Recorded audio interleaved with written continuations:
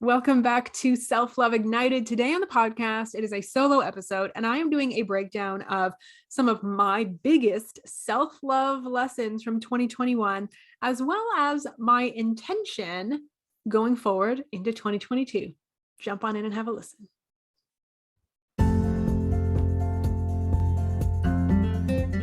My name is Katie Allen, and this is Self-Love Ignited. Let's get to it.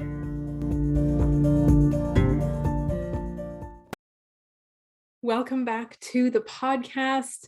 Today I am doing a personal share kind of episode and talking about my biggest life lessons from 2021. I am recording this the first week of January 2022, so this stuff is all still very fresh in my mind. But I could not think of a better way to start off a brand new year of Self-Love Ignited than talking about my biggest self-love lessons. Because if there is one thing that I have learned from creating this podcast for you, is that sharing personal stories changes lives. Sharing personal stories of tragedy, of growth, of good times and bad times, and the lessons that we took from it has the capacity to change somebody else's life. I have seen it time and time again. I've gotten countless messages from people telling me that their lives are changed because of a story that they heard on this very podcast. So let's jump into some of my stories from 2021. And like I said, these are my biggest lessons, right? But of course, each one of these lessons has a story associated with it. So without further ado, lesson number one, life's going to get hard.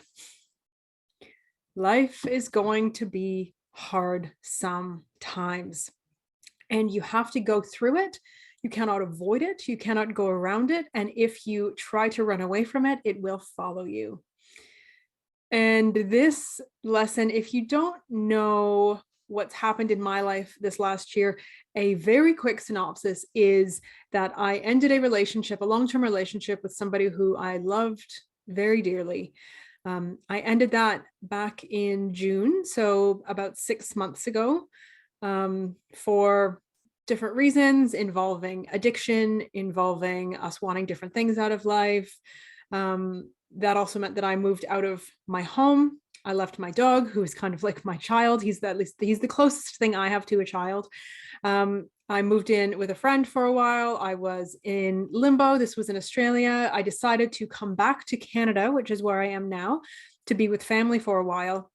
And about 5 weeks after arriving in Canada, my ex passed away at home, which was obviously heartbreaking. And there was, there's so much more to it, but I don't need to get into all of the details with you. Needless to say, he passed away at home, which was just absolutely horrendous. That also meant that my dog, who had stayed with him, was orphaned. He was homeless, so he needed a home. And then there was all the questions of, what do we do from here and how do I make this happen? And there was a lot of weeks of, sleepless nights and staying up all night and calling everybody that I could think of overseas. And you know what, long story short, it worked out as best as it could. My dog is with a wonderful foster family at the moment who treat him just like he's one of their own. And, and that's absolutely incredible. But that loss, the loss of somebody who I loved, still love very dearly, broke me as a person in a lot of ways. If you have experienced deep loss, and I think most of us have lost someone that we love, lots of different types of relationships, lots of different ways that you can lose somebody. But I would bet that there is a good chance that if you are listening to this, you've lost somebody.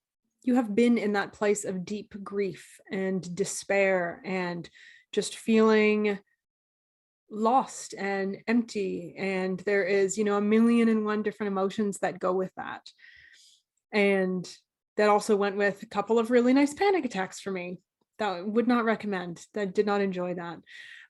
But you know what, the big lessons, and I'm still very much in it, 6 months from breakup, only 4 months since he passed away. Like I'm still very much in this emotionally, but I have an incredible support system. And, one of the biggest lessons that I learned from this is that if you try to run from these hard situations, you try to run from these hard emotions, and sometimes running is physical, but sometimes it's just like ignoring the emotions, right? Like, I don't want to deal with that. I'm going to shut it down, or I'm going to distract myself with social media, or I'm going to eat food to try to numb this, whatever it happens to be for you. If you try to do that, you are only prolonging the pain, you are prolonging the situation, you are prolonging the processing of those emotions, because emotions don't go away. They're not going to magically disappear if you ignore them. They are just going to sit there, and they're going to keep knocking, and they're going to keep trying to come up. And if you ignore them long enough, they can manifest as other things. And I can tell you, there have been many days over these last few months where I have just, had trouble getting up in the morning, done a lot of crying. I'm a crier anyways. So a lot of crying. And, but what I noticed very clearly was that when I felt those emotions, if I allowed them to come up, if I was in a space where that was an option for me, and I allowed them to come up, and I just sat with them and I felt them deeply, they moved through me and they didn't stick with me. And then I was able to get up and go on with my day and carry on with life instead of having them consume me. Excuse me. Now, I recognize that depending on your situation, depending on how you deal with emotions, depending on how your history of traumatic situations, all that sort of thing, we all deal with emotions differently. This is not a blanket statement that you need to do what I did. This is simply a statement saying that my lesson was that when you face it, when you sit with your pain, you can move through it easier. Right now, for me, at this point, that has not involved professional help. That has involved a lot of leaning on my amazing friends and family and my coach. It has not involved, therapy or anything, but I definitely will not rule it out. I have been to therapy in the past. I probably at some point in my life will be in therapy in the future. I think it can be absolutely incredible. But you know what? So that's this lesson, right? Stuff's going to get hard. We're all going to have those years, those months, those weeks, those days. It's unavoidable. But what you do get to do is choose what to do with it. Lesson number 2, and I do have these written down in case you're wondering why I'm looking down. Lesson number 2, you cannot compare yourself to someone else. Where you are in life, where you are in business, if you're a business owner, or, if you have a career working for somebody else, you cannot compare your business, your career status, your relationship status to somebody else if you want to have a peaceful, happy life. I am a recovering comparisonitis, I guess you could say. And this is something that I am aware of and am actively choosing differently, but it is one of my defaults, right? So I do default to it, especially in hard emotional times. I still recognize that I do tend to default to comparing myself to somebody else's, relationships, somebody else's business, somebody else's financial success, somebody else's home, somebody else's whatever, fill in the blank. And what I have learned, again, sometimes we need to learn lessons more than once before they sink in. What I have learned again is that doing that creates suffering. Comparing yourself against somebody else creates pain. There is nothing good that's going to come out of that, right? You are not going to be a better person because you feel like shit because you didn't do what the other person did. And the fact is, we are all such different people. What I have been through this last year is not what you have been through, and vice versa. I know some people who have had incredible relationships, who have gotten married, who have had incredible $1 million years in their businesses, who have had children, who have bought houses, who have done all of these things. Clearly, that is the opposite of my year, right? So for me to compare myself against somebody else who's having completely opposite experiences and me choosing the one thing that I'm like, oh, but I'm not as good as they are in this one area. Of course not. We are different people living our own lives, having different experiences. So if you tend to compare yourself against other people, do your best to catch yourself and break that habit, because it is not going to do anything for you. Join me. Let's stop doing that, okay? Number 3, this or something better. Now, I've heard people say versions of this over the years, and I think I sort of kind of got it, but essentially it is just declaring to yourself, to the universe, that I am asking for this, what I have, or something better. Like, I am not willing to go down anymore. I'm not willing to go through any more drama. I'm not willing to go through any more loss. I'm not willing to. I have, I've done, this is where I'm at. Time to go back up, and choosing that and being so intentional about making that choice. Because you know what, when you are in the depths of a hard time, when you are in the middle of a space of loss, or if you are in a lot of pain for some reason, it is really easy to just assume, what else can happen? What else is going to happen? Right? There has to be something else. The other shoe is going to drop. Something else is going to happen. Something else is going to fall apart. And you know what? When you think that way, quite often it does, right? We manifest it because that's what we focus on. And if instead you choose to switch, when you are in the middle of chaos, I don't always think that it is truly possible to really see like the best thing that you want. I think that sometimes that gap can be too big. But I firmly believe that when you are in that hard space, that just proclaiming this or something better, ready for the next step, whatever that step is, that 1% improvement, that 1% easier, that 1% better, this or something better, can have a huge impact on your mindset, on how you see the world, on how you experience things, and on what you create moving forward. Lesson number 4, people are good and genuinely want to help. Now, of course, this goes back to, lesson number 1, where times get hard sometimes, but it is absolutely true. This is one lesson that has been absolutely pounded into me this year. People want to help. They want to help. And so often people don't know how to help.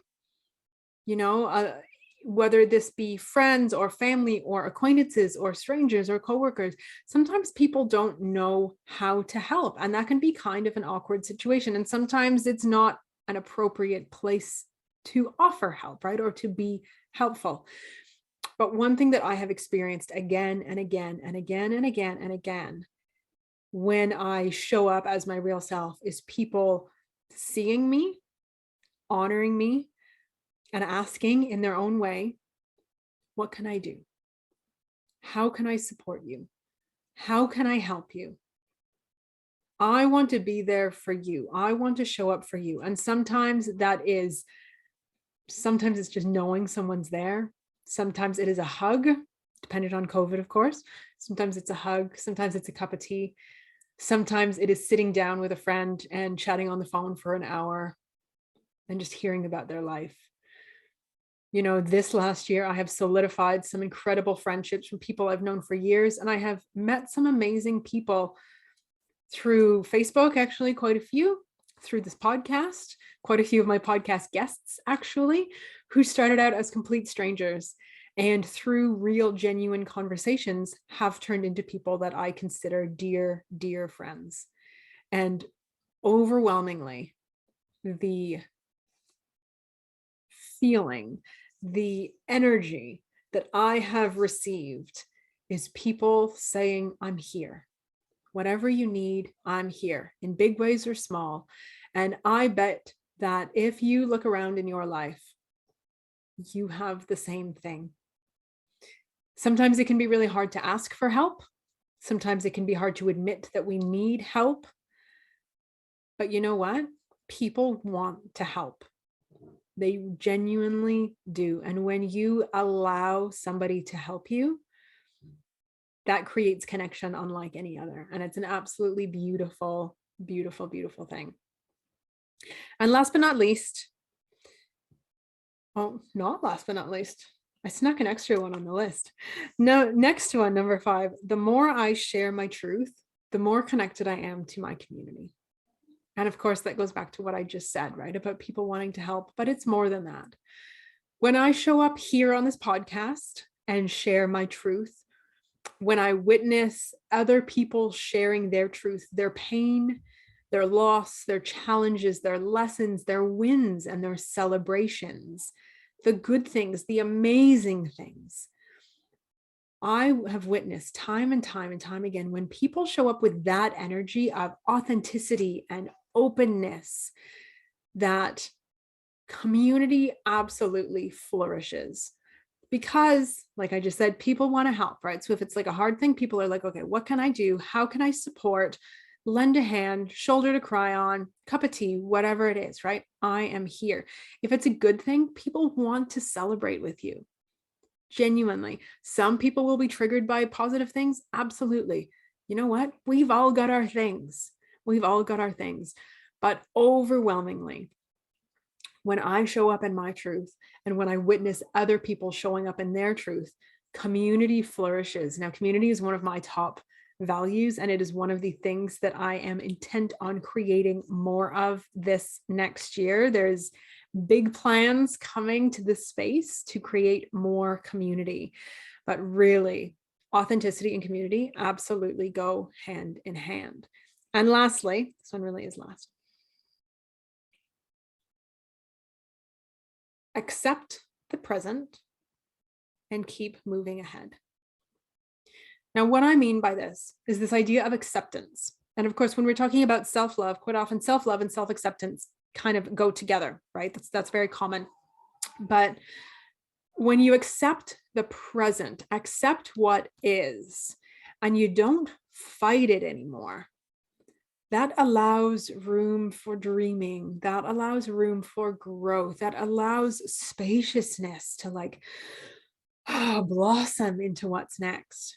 And the opposite of acceptance, of course, is fighting it, right? Fighting what is. Now, with the story that I told you before about what this year has brought me, I can tell you there has been a lot of fighting what is on my part. Because you know what? When bad things happen, we don't want them to happen. We want to go back in time. We want to undo the bad things. We might not like where we are. We might not like our relationship or our living situation or whatever it happens to be, right? We might be fighting the present. We might be fighting the truth. But when we are fighting, that means that we are not growing. We are not looking for this or something better. We are focused on the past. And you know what? You can't recreate the past. It's not possible. It is gone. And at some point, we do have to accept that it is gone and accept that where we are in this moment, right now, this breath, this is all that there is. This is the truth. And there is so much peace in that. There's peace in presence. And the beautiful thing about accepting the present is that it still allows us to plan for the future. It still allows us to have goals, have intentions, be working towards something. But you can work towards something better and not fight what is. You can accept what is while growing, while evolving, while changing whatever it is you want to change. And this lesson was a really big one for me because, I can't tell you personally how many times in the last few months I've said, I wish I could just go back in time. I wish I could go back, go back 3 months and I would change what I had said and I would change what I had did and I would do this and I would do this. And through unpacking this and through feeling all of these emotions, what I realized is that would be wonderful. It'd be wonderful to be able to do that. But that's not an option. So for me to live in this place where I'm just always thinking about the past is only creating suffering, and it is keeping me in this loop of feeling awful, essentially. And if I can come to peace with what's happened, and I am coming to peace with what's happened, but if I can come to peace with what has transpired, conversations that have been had, decisions that have been made on my own part and on other people's parts, that coming to peace with that allows for so much breathing room, this freedom in acceptance. And in acceptance, we then, like I said, we then get to move forward, right? We can be really intentional and present about where we want to go from here and make that happen. So this sort of self-love recap of this last year, like I said, this is all very personal stuff, obviously. This is all very personal stuff for me, but I know without a doubt that it is going to resonate with you on some level. That perhaps you've had a really hard year too, because you know what? We've also all been living in a pandemic.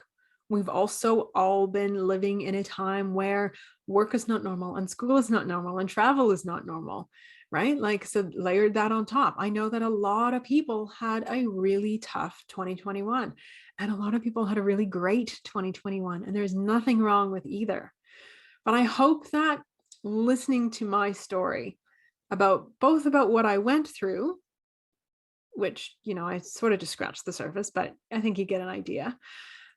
I hope that by sharing what I went through and the lessons that I have learned from that so far, as it relates to self-love, as it relates to self and to relationships, I hope that is helpful for you.